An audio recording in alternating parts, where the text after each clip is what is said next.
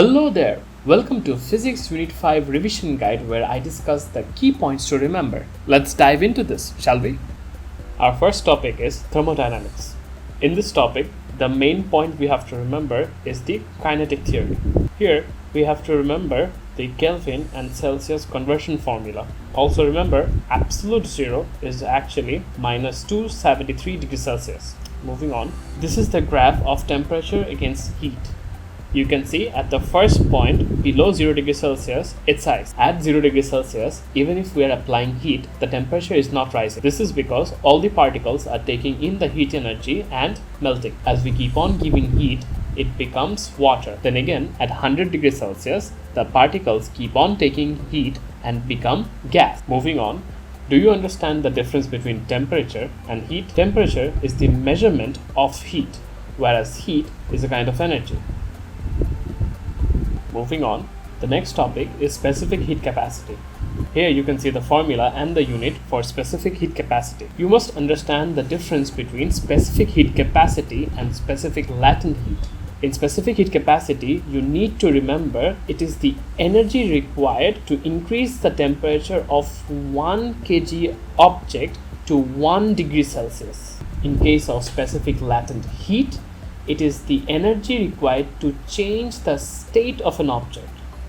Below, you can see the formula for both specific heat capacity and specific latent heat. Moving on, internal energy is the total kinetic and potential energy of the particles. Next, we have Maxwell-Boltzmann graph. According to the graph, you need to remember three key points. There is no molecule with zero energy. A few molecules have a very high energy around this point, and the last point is there is no maximum value for energy. This is the root mean square formula. The next, you have to look at the molecular kinetic energy. You have to remember that K is the Boltzmann constant and the value is given below. Moving on, the next few topics are very important, and these are the gas laws. At first, we have the Boyle's law. Boyle's law states that pressure is inversely proportional to volume if the mass and temperature is kept constant. These two are the same graph. One is pressure versus volume, and the other is pressure versus the inverse of volume. As we are inversing the axis, the gradient is also being changed. The next gas law is the Charles law. According to the Charles law, volume is directly proportional to temperature if the mass and pressure is kept constant. Here you can see the graph where volume is directly proportional to temperature, and if we extrapolate the graph, we can see it comes to 0 at the point minus 273 degrees Celsius. And as we know, this is the absolute zero temperature. So according to this graph, if we can change the temperature and lower it down to absolute zero,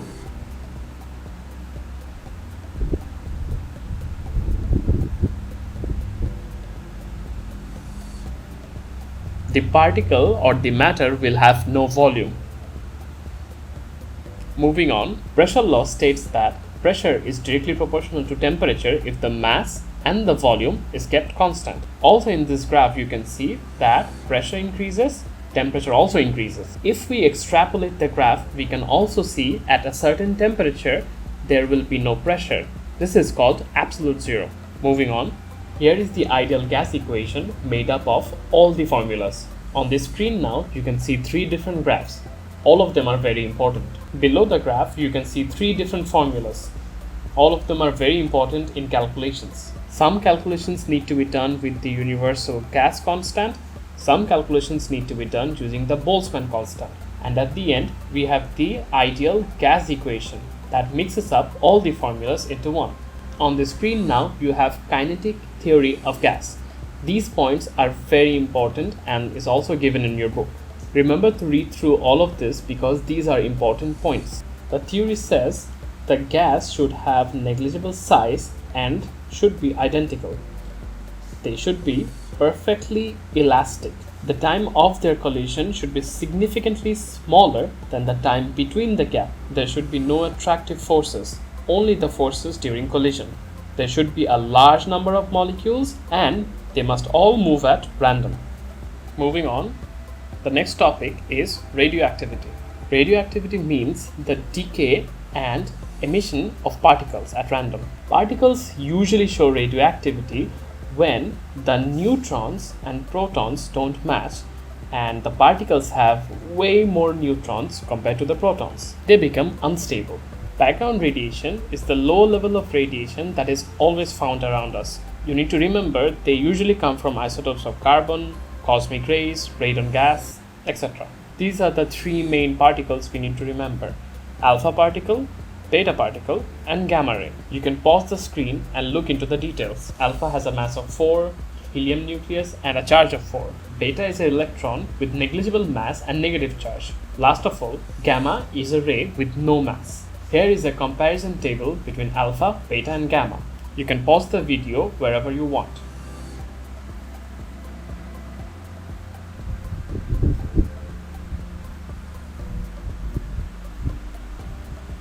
The next topic is about the rate of radioactivity. Here, the main thing we need to understand is the half-life of any radioactive substance. You also need to remember the definition by heart. The time taken for the radioactive decay to reduce half of the initial amount is called half-life. Here you can see that the initial sample was 1600. Afterwards, it became 800. The amount of time taken was 50 seconds. Now the activity drops to half.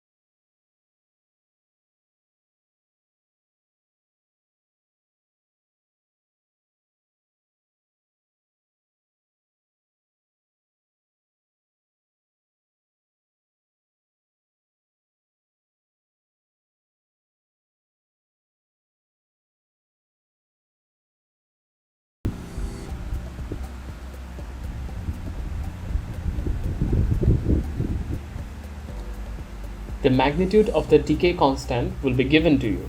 The initial activity means the activity at start, and the activity at time t will be something that will also be given to you. You can use the same formula to find the number of particles of the nucleus also. Using this formula, we can find what is the activity at any given time. Moving on, here are a few definitions. Decay constant, the probability of a nucleus to decay per second. Here you can see that 1 U is actually 931.5 mega electron volts. Here is a table for relative atomic mass unit and the particles. Let's go to the next topic. The next topic is the difference between fission and fusion. Fission is when nucleus breaks after impact, and fusion is when two nucleus joins together. Fission occurs in uranium and fusion occurs in our sun. Here you can see a radioactive isotope of uranium breaks down and gives 3 different neutrons. They also give out gamma ray and heat energy. This heat energy is then used to run turbines to produce electricity. And these 3 neutrons, they keep on going and breaking different uraniums. This is called a chain reaction. The chain reaction keeps on going until the control rods are used to stop the reaction.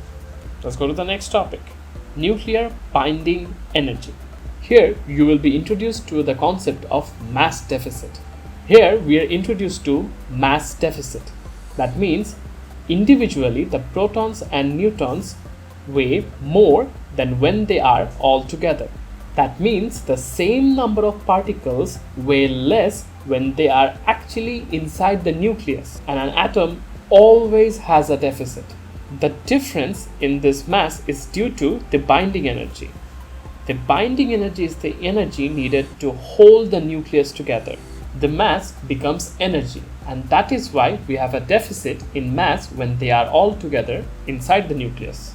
Moving on, you can see that iron has the highest binding energy. That means iron 56 is the most stable isotope. It is because if the binding energy is high, it would take a lot of energy to break the nucleus. However, if we can break something with high bind energy, it will give out a lot of heat. So here is the formula to sum it up. Binding energy, as you can see here in the formula, is the difference in energy of the nucleons.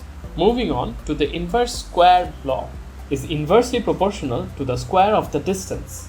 That means if distance increases twice, the intensity will be lowered by 4 times. Moving on, here is an important topic from AS. You have to remember the formula for the wavelength and also the diffraction grating. Also remember the different orders of grating. Moving on, this is one of the most important topics, simple harmonic motion. Here you can see the formula for simple harmonic motion. Here there is a graph showing that as the object is moving higher, the amplitude is increasing, and the object is falling back, the amplitude is decreasing. As the pendulum swings, the object will be moving from a positive amplitude to a negative amplitude. Due to this, we can see a sine graph is forming for the amplitude. Here we need to understand the energy changes in the simple harmonic motion. As you can see, the ball moves at a higher point and gains gravitational potential energy.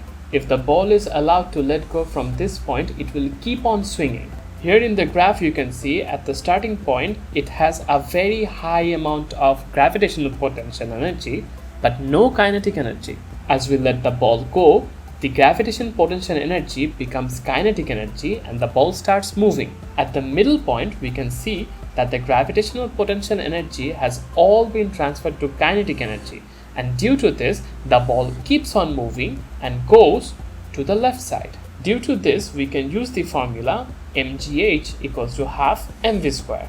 Moving on, oscillate actually means to vibrate in a mean position. Here you can see two very important formulas, one for the force and one for the time period. Moving on, the next topic is pendulum dynamics. We can see two different very important time period formulas.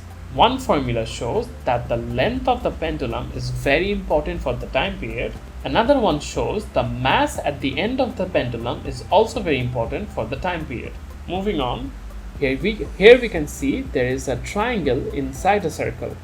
The triangle has an angle of theta. Due to this, we can say that cos theta will be the same as x divided by r. If we combine this with the formula w equals to theta by t, we can get this formula. If you pay a close attention, you can say that the circle is the same as a pendulum. The radius is the length of the wire. Now you can see that this formula and this formula can add up to give you the acceleration. As there is a negative sign, the acceleration is the opposite direction of displacement. However, do not confuse with the magnitude. The acceleration will be directly proportional to the mass. That means if the mass is higher, the pendulum will start swinging faster. Here you can see the ball is decelerating as it's going up. That means the negative A value is increasing. You can also see the height is also increasing, making them directly proportional. Moving on, here are three different graphs and a diagram for the pendulum. If we start from this point, the height is maximum, the velocity is 0, and thus it has negative acceleration. When the pendulum is at the middle, it has minimum height, maximum velocity, but no acceleration. Next, you can see the similarities between linear and angular types of formulas. Please take a moment to understand the two. Let's move on to simple harmonic motion's energy. So as we have learned that the gravitational potential energy gives rise to kinetic energy, and then the kinetic energy gives rise to gravitational potential energy. That means the energy is conserved, and we can use this formula. Moving on, our next topic is resonance and damping. Resonance means adding up so that the amplitude increases. Damping means losing energy so that the amplitude decreases. Here you can see a graph of different type of damping. If something is undamped, the amplitude does not change. If something is underdamped, the amplitude slowly changes and decreases. Overdamping means there is no side change, and critically damped means it comes to zero very fast. Moving on, we need to have knowledge about resonance and its problem. When we have earthquakes, due to resonance, our buildings break down. Tall buildings can even break down due to wind. So we can use a damper. The damper will move against the motion, so it will decrease the amplitude. This is called tuned mass damper. Our next topic is the gravitational field. This is the formula for the gravitational field force. Any two objects of mass will definitely attract each other. Previously, we have learned about the centripetal force. Now, we have learned about the gravitational attraction force. If we put both of them in the formula, we can find a formula that can find the mass of Earth. Moving on, our next topic is gravitational field strength. Gravitational field strength is not the same as gravitational force. Gravitational force depends on mass. But here you can see the gravitational field strength does not depend on mass. The gravitational force depends on two different mass. The gravitational field strength depends on one mass. Moving on, the next we have the gravitational potential. This is an important point. The amount of work done per unit mass to move an object is called gravitational potential. Here you have the formula. As we move down, we can see there is a similarity between gravitational field and electric field. Their formulas are very similar. Gravitational force comes from two different mass, and electric field also comes from two different charge. Gravitational field strength comes from one mass, and electric field strength also comes from one charge. Similarly, their potential also has the similar formula. Moving on to our next topic is starshine. As we have moved on to astronomy, we need to remember what red giants, white giants, blue supergiants, and black body radiators are. Let's start with luminosity. Luminosity is the light given away from the star. We can use the formula to find the luminosity of any star. As stars are mostly spheres, in the area we need to understand and put the area of the sphere. Moving on, now we come to Wein's law. This is a very important law that states that wavelength is inversely proportional to the temperature of the Kelvin of the black body. Here we have to remember the Wein's constant in this formula. Also, don't forget all the temperatures are in Kelvin. Moving on, here is a brief summary of the star system. If you cannot remember the spectral classes, remember this line. Only brilliant astronomers fix grave Kepler mistakes. If you shorten them up, you can find the spectral classes of O, P, A, F, G, K, M. Also try to remember the color. Red is usually a smaller and less bright star, and blue is usually a very big and bright star.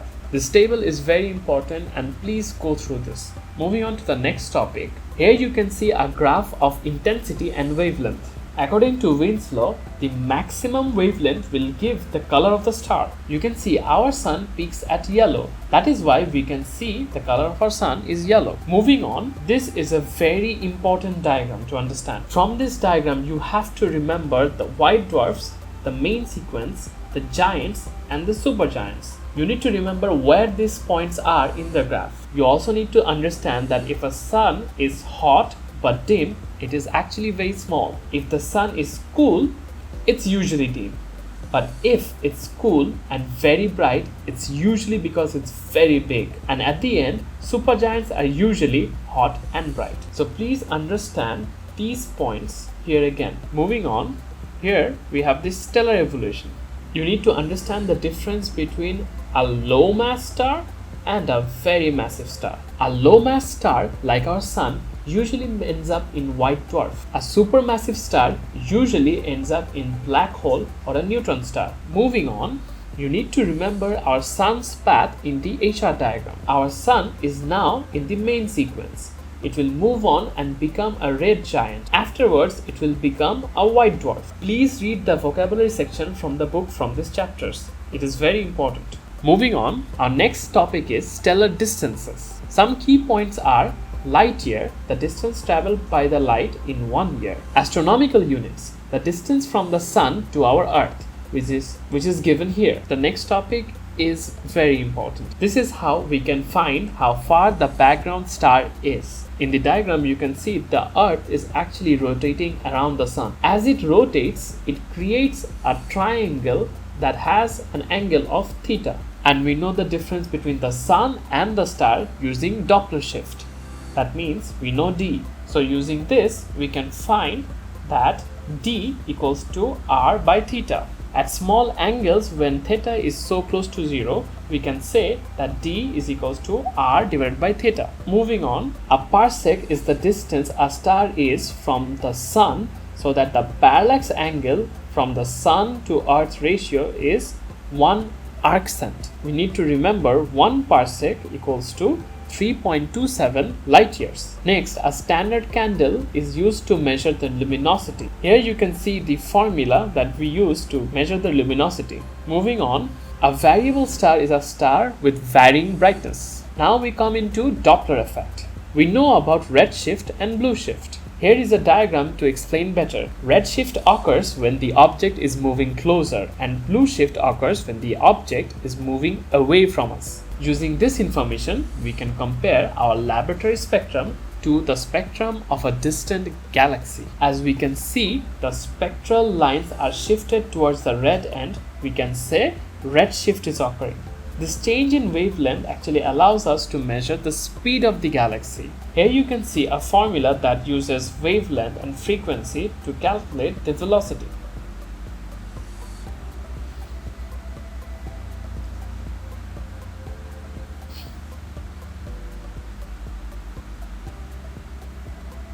Moving on, we come into Hubble's law. Hubble's law states that as almost all galaxies show redshift, we can conclude the universe is expanding as the galaxies are moving away from each other. Here is a formula to find the velocity of distant galaxies. Now we come back to the Big Bang. If we use the gradient of the graph, we can say Hubble constant equals to velocity divided by distance. As we know, speed equals to distance by time, we can find the formula for velocity. This formula can be used to find the velocity of distant galaxies also. Moving on, these are the few points you need to remember. Critical density is the density after which the universe will keep on expanding forever. Dark matter is the material that explains some phenomena but is not discovered yet. Dark energy is the name given to the force that helps accelerating of the galaxy. However, it's still not discovered yet. Moving on, due to the differences in values of Hubble constant, we are still unsure of the fate of our universe. If our universe keep on expanding, we call that open. The universe might even stop expanding, we call that flat, and the universe can even start collapsing on itself. Moving on, our next topic is gravitational lensing. Einstein's theory of gravity explains that a large mass can deform space-time. For example, the Earth should not be able to see the distant star because of the large mass in the middle. However, you can see the blue line is being curved due to the large mass. Very large masses like these can even bend light. Moving on, according to our observation, we found only 5% of the universe is ordinary matter. According to the phenomena occurring, we can say 68.3 is dark energy and 26.8 is dark matter that is yet to be discovered.